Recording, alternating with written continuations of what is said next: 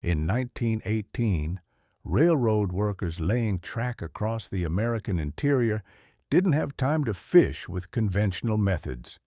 They worked 12-hour shifts 6 days a week in locations where the nearest town was 20 miles away and the nearest tackle shop didn't exist.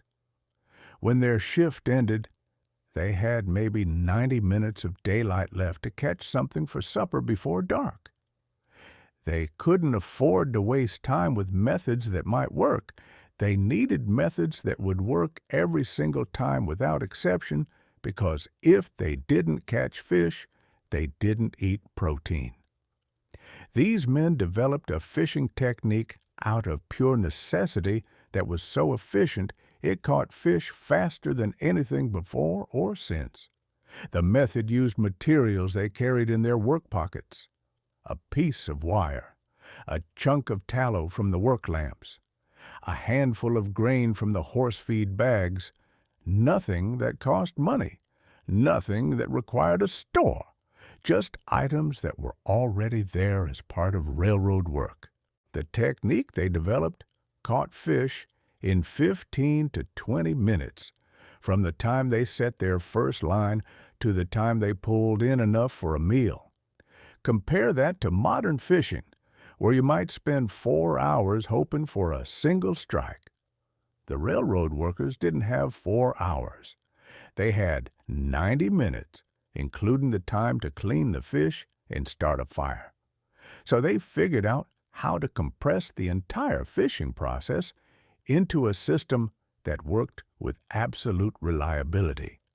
When the fishing tackle industry started expanding in the 1920s and 30s, they heard stories about railroad workers catching fish faster than anyone thought possible.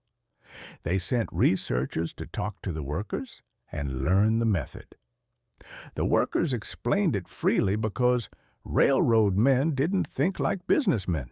They thought like people who needed to eat. But when the tackle companies tried to turn it into a commercial product, they ran into a problem. The method was too simple and too cheap.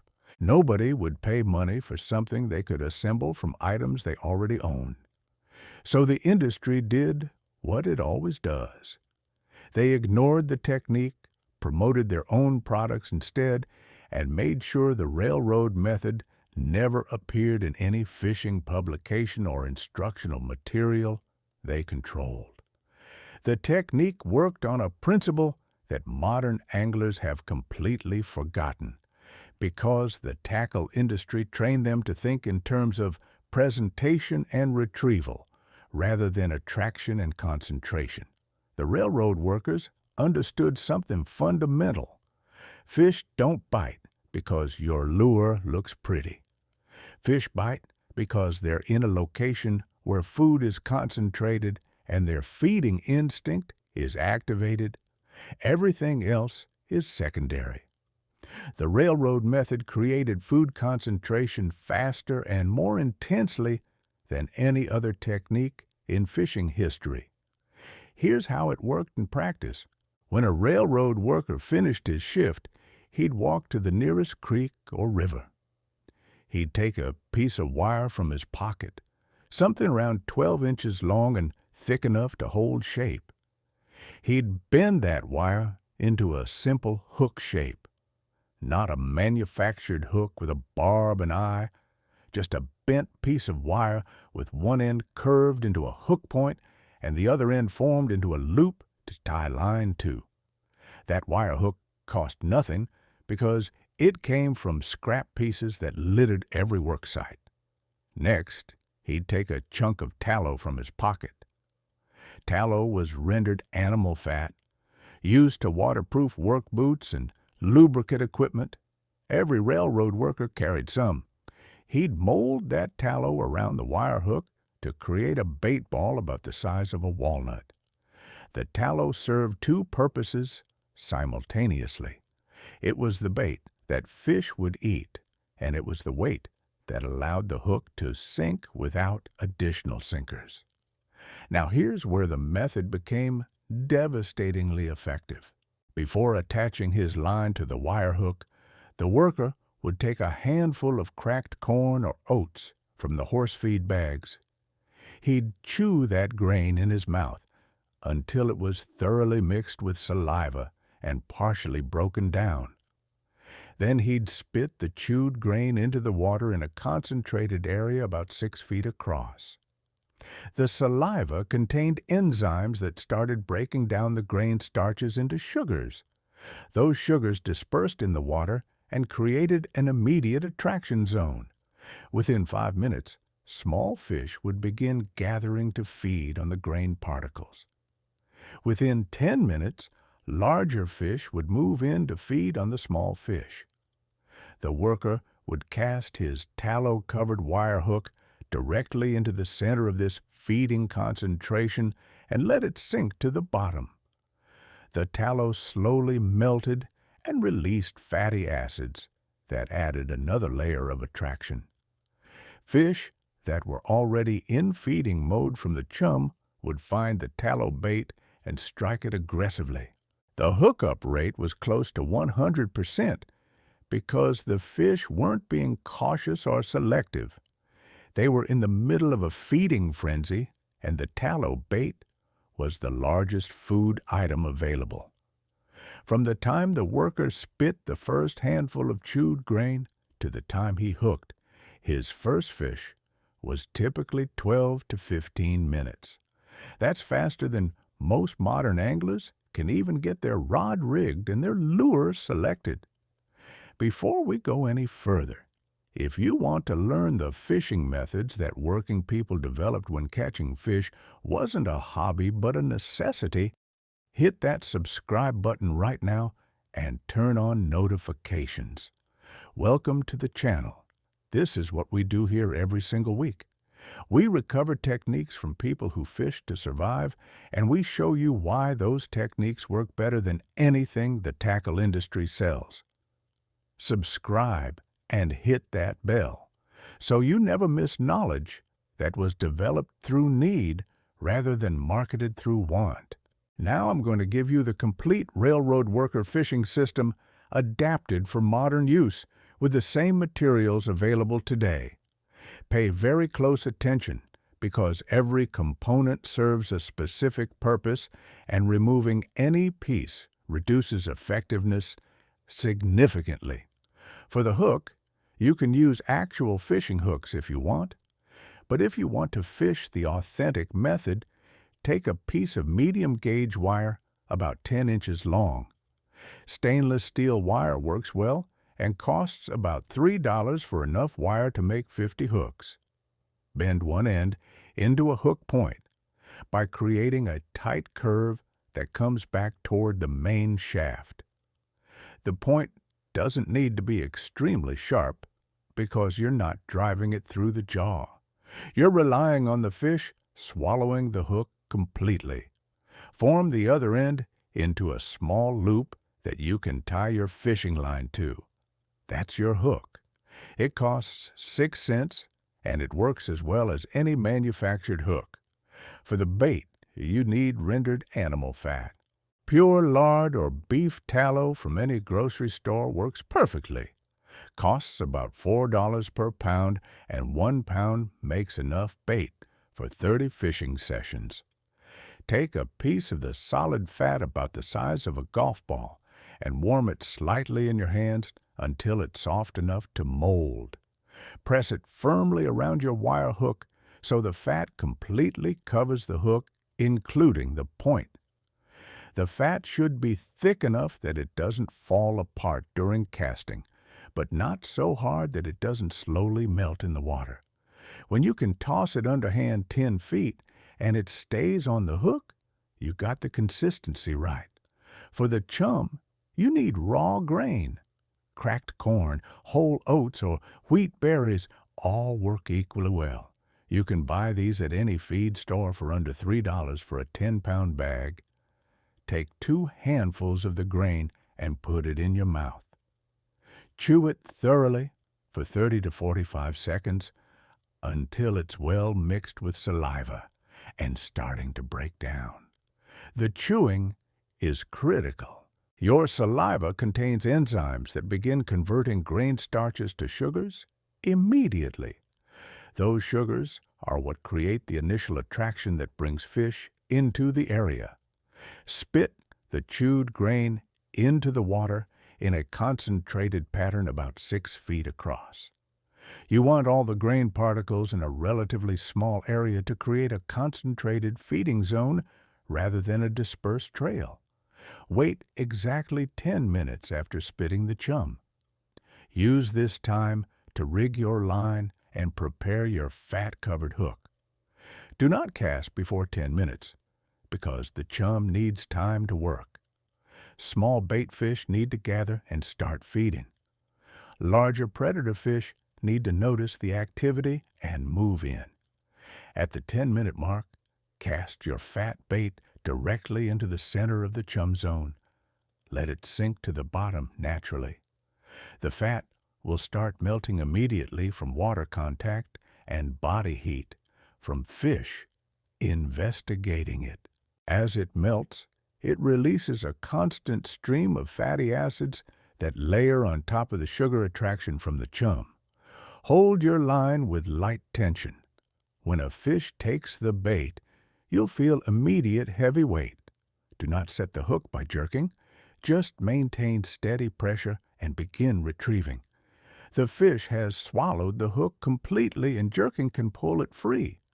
Steady retrieval brings the fish in without any chance of escape. The species' response to the railroad method is universal and overwhelming because the technique activates multiple feeding triggers simultaneously in ways that modern lure fishing cannot match. Channel catfish respond to the fat component first, and the chum keeps them in the area feeding aggressively. I've watched catfish hit this method when they ignored every other bait in the same location. Carp are absolutely helpless against chewed grain chum. The partially digested grain particles are exactly what they naturally feed on, and the fat bait is irresistible once they're in feeding mode. Largemouth bass move into the chum zone to feed on the small fish that gather, and they strike the fat bait because it's the largest food item they encounter. Smallmouth bass respond identically in rivers and streams. The method works equally well in moving water because the current disperses the chum into a longer trail. Bluegill and crappie swarm the chum within minutes, and smaller individuals will actually try to eat pieces of the fat bait that are breaking off. Walleye that normally require precise lure presentation will take the fat bait in murky water because the scent trail is so strong they can track it without seeing it. Even trout in streams respond to the grain chum during evening hours, when they're less selective about what they eat. The railroad workers kept informal records of their catches by scratching tally marks on the insides of toolboxes. Those marks show they achieved close to 90% success rate across all conditions and seasons. The 10% failures were usually due to fishing, in locations where fish simply weren't present, rather than failures of the method itself.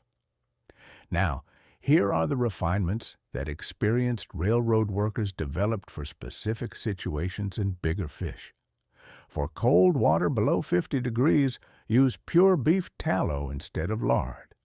Beef tallow stays solid at lower temperatures and releases scent more gradually, which works better when fish metabolism is slowed.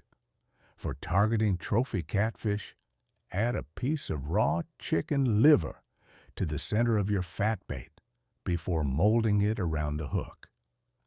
The combination of fat and blood creates a scent profile that big cats cannot resist. If you're fishing in heavy current, make your fat bait slightly larger and more compact so it holds together during the drift downstream. And here's the timing strategy that railroad workers learned through daily necessity. This method works best during the last 2 hours of daylight.